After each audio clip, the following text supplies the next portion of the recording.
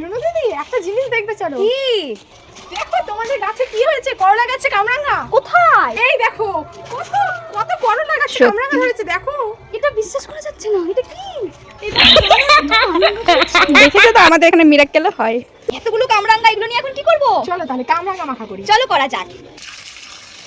আচ্ছা, তোমাদের এখানে কি এটাকে কামরাঙ্গাই বলে? প্লিজ একটু কমেন্ট করে জানিও তো। আর আমরা কিন্তু অনেক দিন পর কামরাঙ্গা মাখা করে খেলাম, তাও খেতে পারতাম না যদি না আমাদের সঙ্গে এই মিরাক্কেলটা না ঘটতো।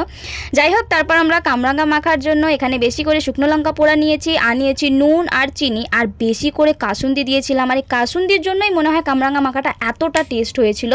তারপর আর কি ভালো করে মেখে বোনকে টেস্ট করতে দিলাম। দারুন দারুন। কেমন পাখি?